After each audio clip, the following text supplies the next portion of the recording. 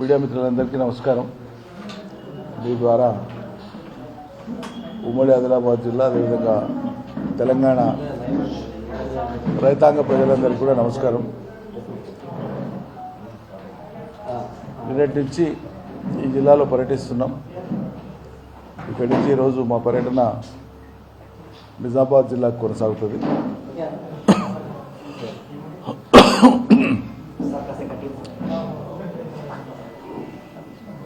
ఆదిలాబాదు మనందరికీ తెలుసు, తెలంగాణలోనే చాలా అందమైనటువంటి ప్రకృతి సంపదలు కలిగిన సహజ సంపదలు కలిగినటువంటి మంచితనం అమాయకత్వం కలిగినటువంటి ప్రజా సమూహాలతో పాటు చాలా నమ్మకాలు పెట్టుకొని ప్రభుత్వాల మీద వరుస ప్రభుత్వాలను గెలిపించినటువంటి ప్రజలు.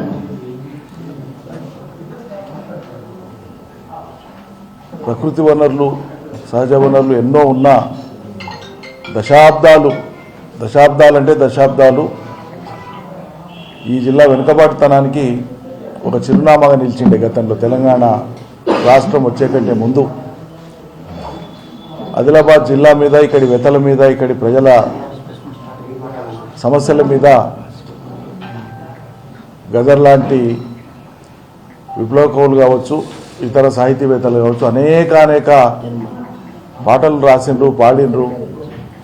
ఈ వెతల్ని బయట ప్రపంచానికి తెలిపే ప్రయత్నం చేసిండ్రు. వాటన్నిటికీ పరిష్కారం తెలంగాణ రాష్ట్రం సిద్ధిస్తేనే అని చెప్పి నమ్మి అలా తెలంగాణ ఉద్యమం జరుగుతున్నన్ని రోజులు ఆదిలాబాద్ ప్రస్తావన లేకుండా, దక్షిణాన పాలమూరు ప్రస్తావన లేకుండా కేసీఆర్ గారి ఉపన్యాసాలు ఉండేది కాదు. ఈ ప్రజల వెతలు, సమస్యలు, ఇక్కడ ఉండేటువంటి ఎంత హృదయ విదారకమైనటువంటి స్థితులు ప్రతి ఏడు అనేటువంటిది మీ అందరికీ తెలిసిందే. రాష్ట్రం సిద్ధించే కంటే ముందు మనం చూసినటువంటి పరిస్థితులు, మన అనుభవాలు చాలా బాధాకరమైనవి. వానాకాలం వస్తే అంటురోగాలతోనే సగటున 2000 మంది గిరిజనులు, ఆదివాసీలు చనిపోయినటువంటి దుస్థితి నవీన యుగంలోనే మనం చూసినాం. సమైక్య పాలనలో ఎవరికి జాలి కలగలే, ఎవరికి దయలేదన్నాడు. కానీ రాష్ట్రం సిద్ధించిన తర్వాత ఒక ముక్కవోని దీక్షతో వసతుల కల్పన, రహదారుల కల్పన, ప్రజారోగ్యాన్ని మెరుగుపరచటము, కొత్త ఆసుపత్రులకు అవసరమైనటువంటి సేవలు, వైద్యులు, సిబ్బంది వీటిని ప్రొవైడ్ చేయడంతో పాటు ప్రజల జీవన ప్రమాణాలను పెంచటం. సెలయేర్లు, కొండలు, కోనలు ఎన్నున్నా శుద్ధమైన నీరు లేదు ఒకనాడు ఆదిలాబాద్ జిల్లా ప్రజలు తాగడానికి. అనేక రోగాలు పరిశుద్ధంగా లేని నీటి వల్లనే వస్తాయని చెప్పి ప్రపంచ ఆరోగ్య సంస్థ ఎన్నోసార్లు చెప్పింది. మనందరికీ తెలిసిన విషయమే. మానవులకు సంక్రమించేటువంటి లేదా వచ్చేటువంటి వ్యాధులలో 70% వ్యాధులు శుభ్రమైన నీరు లేకనే వస్తాయి. అటువంటిది అద్భుతమైనటువంటి మిషన్ భగీరథ పథకం ద్వారా ఆదిలాబాద్ జిల్లాలోని ఉమ్మడి ఆదిలాబాద్ జిల్లా మొత్తం తెలంగాణ చేసినాం. ఇవాళ ఆదిలాబాద్ గురించి మాట్లాడుకుంటున్నాం కాబట్టి ఆదిలాబాద్ ప్రస్తావన నేను చేస్తున్నాను. ప్రతి ఆదివాసీ గిరిజన గూడానికి, ప్రతి గ్రామానికి, ప్రతి తండాకి ఇలా శుద్ధమైనటువంటి నీటినిచ్చి వసతుల కల్పన చేసి ప్రజలు రోగాల బారిన పడకుండా కాపాడుకున్నది తెలంగాణ ప్రభుత్వం, కేసీఆర్ ప్రభుత్వం. ఆ తర్వాత రాష్ట్రమంతటా అమలు చేసినటువంటి విధంగానే అభివృద్ధి సంక్షేమ కార్యక్రమాల అమల్లో జిల్లాకు పెద్ద పాత్రనివ్వడం జరిగింది. రైతాంగాన్ని ఆదుకోవడం లేదా వాళ్ళకు బాసటగా నిలవడం కోసం కేసీఆర్ సర్కార్ మొదలుపెట్టినటువంటి ఆనాటి రైతు బంధు కానీ, బీమా కానీ, పంటల కొనుగోలు కానీ, సాగునీళ్ళు కానీ, ఉచిత కరెంటు కానీ ఇవన్నీ కూడా ఉమ్మడి జిల్లా ప్రజల విశ్వాసాన్ని పెంచినాయి. మహారాష్ట్రకో మరో ప్రాంతానికో పొట్టచేత పట్టుకుని వలసపోయేటువంటి దుస్థితి నుంచి మళ్ళీ గ్రామాలు కలకల్లాడడం మొదలుపెట్టినాయి. మెట్టుమెట్టుగా ఎదుగుతున్నటువంటి తరుణంలో ప్రభుత్వం కూడా సాగునీటి మీద దృష్టి పెట్టి కేసీఆర్ సర్కారు ఆయా ప్రాంతాల యొక్క ప్రత్యేక భౌగోళిక పరిస్థితులను దృష్టిలో పెట్టుకొని ఏ ప్రాంతానికి ఎటువైపు నుంచి సాగునీళ్ళు ఇవ్వచ్చు అనేటువంటి ప్రణాళికతో పనులు చేపట్టడం జరిగింది. ప్రత్యేకంగా ఈ ఆదిలాబాద్ బోత్ 2 నియోజకవర్గాల కోసం ఉద్దేశించినటువంటి కుట్రా చెనాక పెనుగంగ లోయర్ పెనుగంగకు సంబంధించినటువంటి ఆ ప్రాజెక్టును కోట్రా చెనాక సుమారు 1000 కోట్ల రూపాయలు ఖర్చు పెట్టి మహారాష్ట్ర భాగం 20% ఉన్నా కూడా వాళ్ళ యొక్క కాంట్రిబ్యూషన్ ఒకవేళ లేట్ అయితే ప్రాజెక్టు లేట్ అవుతుందని మన కాంట్రిబ్యూషన్తో పాటు వాళ్ళ కాంట్రిబ్యూషన్ కూడా ఖర్చు పెట్టి తర్వాత ఎట్లన్నా లెక్క చూసుకోవచ్చు అని చెప్పి 1000 కోట్లు ఖర్చు పెట్టి ప్రాజెక్టును పూర్తి చేసి మెయిన్ కెనాల్స్ను కూడా పూర్తి చేసి లైనింగ్ కూడా చేసి ట్రయల్ రన్ కూడా చేయడం జరిగింది. ఈ లోపల ఎన్నికలు వచ్చినాయి. 13,000 ఎకరాల బోతులో 37,000 ఎకరాలు ఆదిలాబాద్ నియోజకవర్గంలో వచ్చేటువంటి ఈ ప్రాజెక్టు నీళ్లు కేవలం ఎన్నికల సమయం వల్ల ఆనాడు ట్రయల్ రన్ జరిగినా మనం ఆ రోజు సాధ్యం చేసుకోలేదు. ఆ తక్షణం ఎన్నికలు అయిపోయాక నెలకో 2 నెలలకో సాగునీళ్ళు ఇచ్చుకునేటువంటి వెసులుబాటు ఉండే. సమృద్ధిగా వర్షాలు పడ్డాయి, పెనుగంగ కూడా సమృద్ధిగా నీళ్ళు వచ్చినాయి. కానీ ఇప్పుడున్నటువంటి సర్కారుకు రాష్ట్రంలో ఏ ప్రాజెక్టు కింద కూడా నీళ్ళు ఇవ్వాలి, రైతుల్ని కాపాడుకోవాలి, వ్యవసాయాన్ని సుస్థిరం చేయాలి, పోయిన ప్రభుత్వం కంటే మించి మేము ఎక్కువ చేయాలనేటువంటిది కానీ ఇక్కడ ఏమి తాపత్రయం కనిపించదు. ప్రస్తుత కాంగ్రెస్ సర్కారు యొక్క ఈ పట్టనటువంటి పరిస్థితి, పట్టింపు లేని పరిస్థితి, కన్సర్న్ లేనటువంటిది, రైతాంగం పట్ల వ్యవసాయం పట్ల వీళ్ళకి పట్టింపు లేదు అనేటువంటి ఒక ధోరణి ప్రజలు అర్థం చేసుకుంటున్నారు. కాబట్టి ఇలా జనం నిరాశ నిస్పృహలకు గురవుతున్నారు. దానికి తోడు వాళ్ళు చెప్పినటువంటి ఏ ఒక్కటి సంపూర్ణంగా అమలు కాక రుణమాఫీ సగం సగం, మిగతావి మొదలే లేవు. ఈ అనిశ్చితి అనేటువంటిది రైతుల యొక్క విశ్వాసాన్ని దెబ్బతీస్తున్నది. ఇది చాలా బాధాకరమైనటువంటి విషయం. ఏలాగా రైతు బంధు వేయకపోయినా వాళ్ళు ఏదో తిప్పలవాడి రేపు వస్తుంది ఎల్లుండి వస్తుంది అని ఆశతోనే ఉంటూ వాళ్ళు సేద్యాలు చేసుకొని వ్యవసాయాలు చేసుకొని పంటలు పండిస్తే ప్రధానంగా ఈ ప్రాంతంలో సోయాబీన్ కానీ, జొన్న కానీ, మక్క కానీ, పత్తి కానీ ప్రధాన పంటలు. పత్తికి గిట్టుబాటు ధర రాదు. రామనగర్ పెద్ద కొట్లాట పెట్టుకొని సీసీఐలు వెంబడిపడి, మార్కెటింగ్ వాళ్ళు వెంబడిపడి కింద మీద తిప్పలు పడితే చాలా ఆలస్యంగా సీసీఐ కొనుగోలు కేంద్రాలు తెచ్చారు. అది కూడా 7,521 రూపాయలు వచ్చే కాడ ఒక్క ఆదిలాబాద్లో రామన్న గారి ప్రత్యేక కృషితోన కనీసం దగ్గరకు వచ్చింది. కానీ 7,521 ఆ ధరకు చాలా తక్కువ క్వాంటిటీ కొనడం జరిగింది. మేజర్గా ప్రైవేట్ మార్కెట్లోనే అమ్ముకున్నారు. అదేవిధంగా సోయా దగ్గర 4.5 లక్షల మెట్రిక్ టన్నుల ఉత్పత్తి వస్తుంది ఈ ప్రాంతంలో ప్రతి ఏడు. ఓపెన్ మార్కెట్లో కనీస మద్దతు ధర కంటే ఎక్కువ ధర పలికినప్పుడు రైతులు ప్రభుత్వం వైపు చూడరు. కనీస మద్దతు ధర ఓపెన్ మార్కెట్లో వస్తున్నప్పుడు సర్కారు కొనాలని రైతులు ఆశించరు.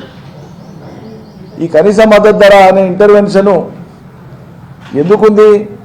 ఓపెన్ మార్కెట్లో ఈ కనీస మద్దతు ధర అనేది రాకపోతే, ట్రేడర్లు కొనని పరిస్థితి ఉంటే, ధర లేకపోతే ఆ గ్యాప్ను ఫిల్ చేస్తూ సర్కారే ముందరికి వచ్చి కొనుగోలు కేంద్రాలు పెట్టి రైతులకు మద్దతు ధరకు కొనాలి. మద్దతు ధరను ప్రకటించడం అంటే ఉద్దేశం ఏంది? ఒట్టి ప్రకటించి చేతులు ముడుచుకొని కూర్చోనికే కాదు. మద్దతు ధరను ప్రకటిస్తే బయట జరిగే క్రయ విక్రయాలు, మార్కెటింగ్ వ్యవస్థ ద్వారా జరిగేటువంటి క్రయ విక్రయాలు ఏవైతే ఉన్నాయో అక్కడ కనుక ట్రేడర్సు ప్రకటించిన మద్దతు ధర కనుక ఖరీదు చేయని పరిస్థితి ఉంటే ఏ కారణం చేతనైనా తక్షణమే గవర్నమెంట్ ఇంటర్ఫియర్ అయ్యి, ప్రభుత్వం ఇంటర్ఫియర్ అయ్యి కొనుగోలు కేంద్రాలు ఏర్పాటు చేసి మద్దతు ధర కొనాలి. ప్రభుత్వం కొని ఏం చేస్తుందంటే కొంతకాలం తర్వాత మళ్ళీ యాక్షన్ పెట్టి అమ్ముతుంది. ఒక్కోసారి రేటు దాని సరిపోతుంది, ఒక్కోసారి తుట్టిపడుతుంది. అంటే రైతు నష్టపోకుండా ప్రభుత్వం కొంత తుట్టిపోయినా సరే ఈ పంటలను ప్రోత్సహించాలి. ఎందుకంటే ఈ పంట లేకపోతే, సోయా లేకపోతే మీకు పౌల్ట్రీ లేదు. సోయా ఆయిల్ వస్తుంది, సోయా కేక్ వస్తుంది, సోయా నుంచి పౌల్ట్రీకి, అనిమల్ ఫాడర్కి వస్తుంది. జొన్న అంతే. పత్తి బేల్స్తో పాటు కాటను సీడ్ నుంచి మళ్ళీ కేక్ వస్తుంది, అది కూడా ఫార్మింగ్ పనికి వస్తుంది. ఇట్లా మల్టిపుల్ ప్రోడక్ట్స్, అనేక రకాల ఉత్పత్తులు, ఉప ఉత్పత్తులు వస్తాయి వ్యవసాయ ఉత్పత్తుల నుంచి. దాని నుంచి అన్ని అనుబంధ రంగాలు నడుస్తాయి. అందుకోసమే కనీస మద్దతు ధరకు ప్రభుత్వాలు కొనుగోలు చేయాలనేటువంటి ఒక నియమం ఉంటుంది.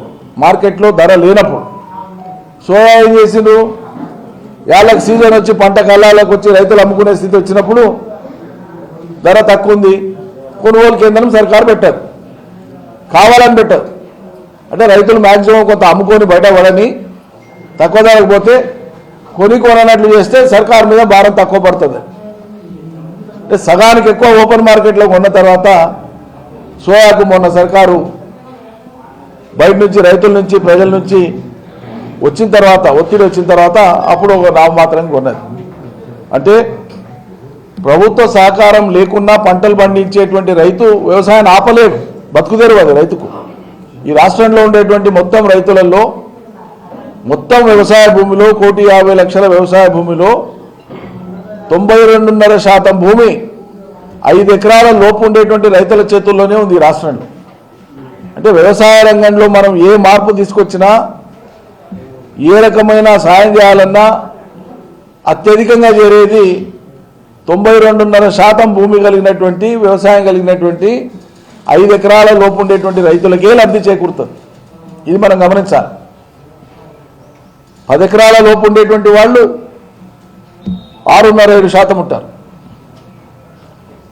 20 ఎకరాలు మించి భూగరిష్ట పరిమితికి లోబడి 54 ఎకరాల లోబడి ఉండేటువంటి రైతుల సంఖ్య ఈ రాష్ట్రంలో 20 నుంచి 22,000 మంది మాత్రమే.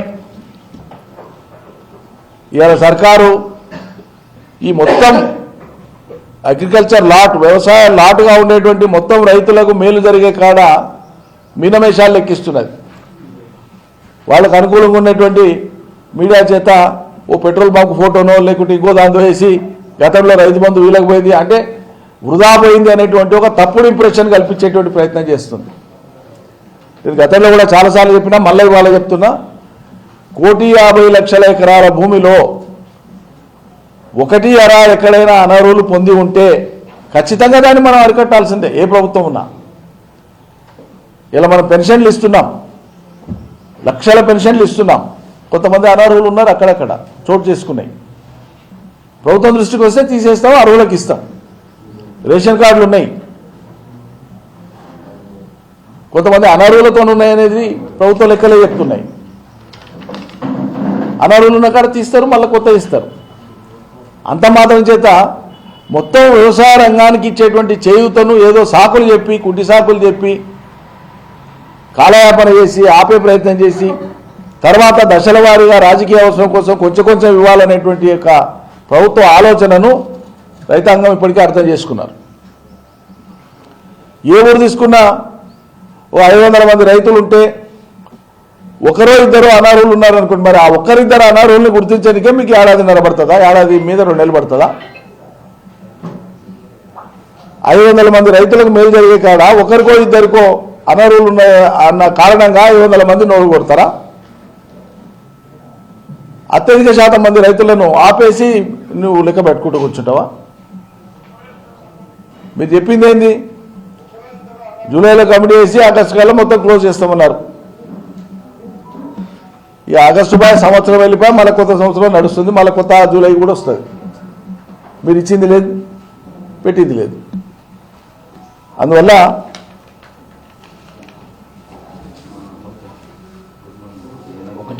అవునవును, ఇక అవన్నీ గత అనుభవంలో ఉన్నవే, మనం చూస్తూ వచ్చినవే. కొత్త జిల్లాల ఏర్పాటు తర్వాత కొత్త కళాశాలలు కానీ, కొత్త ఆసుపత్రులు కానీ నిర్మాణమయ్యే ప్రజల వినియోగంలోకి, అమల్లోకి రావడం, ఇవన్నీ కూడా మనం చూస్తున్నాం. మా కాలంలోనే రామన్న గారి ప్రత్యేక శ్రద్ధతో ఇక్కడ అగ్రికల్చర్ కాలేజీని కూడా మనం మంజూరు చేసినాం, అది కూడా నడుస్తూ ఉంది. కాటన్ రీసెర్చ్ స్టేషన్కి మేము ప్రతిపాదనలు పెట్టి ఉంటేమి, అది మా ఒక్క రాష్ట్ర ప్రభుత్వ పరిధిలో ఉండదు, అది కేంద్ర ప్రభుత్వం కూడా సహకరించాల్సి ఉంటుంది. అది భవిష్యత్తులోనైనా సరే చేసుకుంటే ఈ ప్రాంతానికి మంచిది. కాటన్ నాణ్యమైన పత్తి పండేటువంటి ప్రాంతం ఇది. పత్తి చాలా చోట్ల పడుతుంది, కానీ ఇక్కడ పండేటువంటి పత్తి బాగా నాణ్యత కలిగినటువంటిది. ఇక్కడ ఉండేటువంటి భూసారం వల్ల కావచ్చు, ఇక్కడ ఉండేటువంటి వర్జిన్ ల్యాండ్స్ అంటాం. అదేవిధంగా వాతావరణం కూడా జిల్లాలో సగానికి ఎక్కువ భూభాగం అటవీ విస్తరించుకొని ఉన్న కారణంగా కూడా పంటలకు అది వైవిధ్యమైన పంటల యొక్క ఉత్పత్తులకు చాలా అనువైనటువంటి ప్రాంతం ఆదిలాబాద్ జిల్లా. కాబట్టి వ్యవసాయకంగా ఎంత మనం ఇక్కడ శ్రద్ధ పెడితే అంత ఉత్పత్తులు పెరిగేటువంటి దానికి అవకాశం ఉండేటువంటి జిల్లా ఇది. మరి అలా ఈరోజు పరిస్థితి ఏంది? కుట్ర చెనాకకు 50,000 ఎకరాలకు నీళ్ళు వచ్చే ప్రాజెక్టు తయారు చేసి కళ్ళ ముందలు పెడతానంటే దాన్ని వినియోగంలోకి తెచ్చేటువంటి నాతుడు లేడు. రాష్ట్ర ప్రభుత్వం ఎట్లా వాళ్ళకి దశ లేదు, దిశ లేదు. మరి ఏంటి గెలిచిండ్రో, ప్రజలు ఎట్లా గెలిపించిండ్రో పుణ్యాత్ములు. మళ్ళీ ఈ ప్రాంతంలో గెలిచినటువంటి బీజేపీ వాళ్ళైనా కనీసం మాట్లాడాలి కదా. అదే మా ప్రాంతంలో ఒక ప్రాజెక్టు పూర్తయింది, ఆ నీళ్లు రావాలి, మా రైతులు బాగుపడాలని వాళ్ళైనా మాట్లాడాలి కదా. ఏం మాట్లాడాలనుకున్నారు మళ్ళీ మీరు? రేవంత్ రెడ్డికి ఉప సైన్యం లాగా పనిచేస్తుందా రాష్ట్రంలో బీజేపీ? వాళ్ళ సొంత సైన్యానికి ఇది ఒక సబ్సిడరీ సైన్యమా? ఏందన్నట్లు మీ పాత్ర ఏంది? మాట్లాడరా?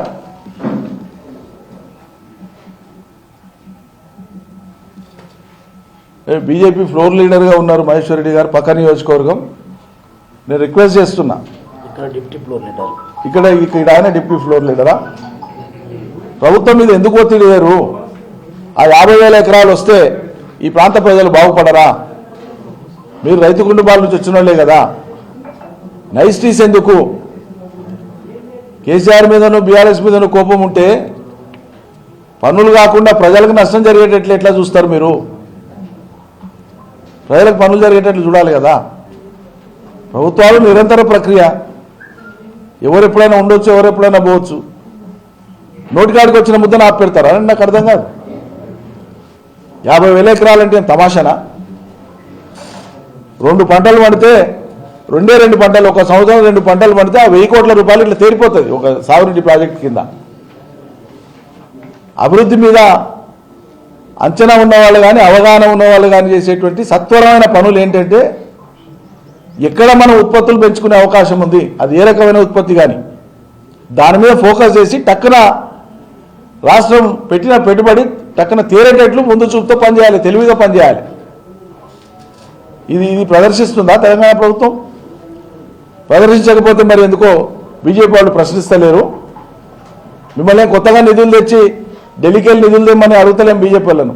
ఈ విషయంలో నోటికాడికి వచ్చిన ప్రాజెక్టు అమలు కావడానికి మీరు ఎందుకు చర్యలు తీసుకుంటలేరు? సూటిగా నా ప్రశ్న. ఇది రైతుల సమస్య కాదా? ఆదిలాబాద్ బోతు రైతుల సమస్య కాదా? మరి ఇది పట్టినప్పుడు మీకు ఏం పట్టినట్లు? ప్రజలు ఏం నమ్మి మిమ్మల్ని గెలిపించినట్లు? నోటికాడి తెచ్చిన రావణను మమ్మల్ని ఇంట్లో కూర్చోబెడితే మీకేం ఫలం దక్కినట్లు ప్రజలకు? దయచేసి ఆలోచించమని కోరుతా ఉన్నాను. ఇప్పటికైనా ఏవి ఏ స్థితిలో ఆగిపోయినాయో అవి తక్షణం ప్రజలకు అమల్లోకి రావాలి. అవి సాగునీటి ప్రాజెక్టులు కానీ, పంటల కొనుగోళ్లు కానీ, ప్రభుత్వం ఇస్తానని చెప్పినటువంటి భరోసా కానీ ఇచ్చి తీరాల్సిందే. కౌలు రైతులకు ఇచ్చి తీరాల్సిందే. చాలా పెద్ద ఎత్తున భూ యజమానులు కౌలుకి ఇచ్చేటువంటి పరిస్థితులలో సారవంతమైన పొలాలు కాబట్టి ఇరిగేషన్ ఫెసిలిటీ ఉందంటే చాలు. నిన్న సాత్నాల ఏరియాకి పోతే రైతులు చెప్తున్నారు, నీళ్లు పారుతాయి కాబట్టి 2 పంటలకు కలిపి 30,000 నుంచి 40,000 మధ్యలో మేము కౌలుకు తీసుకుంటున్నాం సార్ అని చెప్తున్నాం. మళ్ళీ మీకు ఎట్లా గిట్టుబాటు అవుతుంది అన్నాం. మా పెట్టుబడి పంట కష్టం ఒక పంటలు వెళ్ళిపోయినా ఇంకో పంటలో మిగులుతుంది సార్. మరి వ్యవసాయం తప్ప మేము వేరే చేసుకుని బతకడానికి లేదు కదా, వ్యవసాయమే మాకు మూలాధారం అంటారు. మరి మీరు మాట ఇచ్చినటువంటి ఆ కౌలు రైతులకు కూడా ఇస్తామని గంభీరాలు పలికి, పొంకనాలు పలికి, గొప్ప గొప్ప మాటలు పలికి సిగ్గు అనిపిస్తలేదా ఇలా కౌలు రైతులకు ఎగ్గొట్టినందుకు? కౌలు రైతుల ఊసే ఎత్తనందుకు? కౌలు రైతుల ఊసే ఎత్తలేరు కన్వీనియంట్గా. మేమనే మాట కాదు, మేము డిమాండ్ చేయలేదు.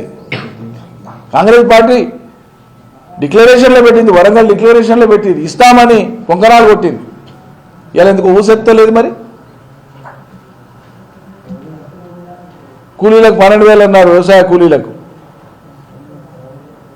అది రేపు రాబోయే రోజులలో స్థానిక సంస్థల ఎన్నికల లోపల కొద్దిమందికి ఇచ్చినట్లు చేసి రేపు మళ్ళీ మహిళలకు ఇచ్చే 2500 ఏవైతే ఉన్నాయో దీంట్లో కట్ చేసేటువంటి దానికి ఉపాయం అవుతుంది రాష్ట్ర ప్రభుత్వం. మీరు రాసి పెట్టుకోండి, నేను ముందే చెప్తున్నా ఈ మాట. రైతు కూలీలో మహిళలకు ఇస్తామంట. అదే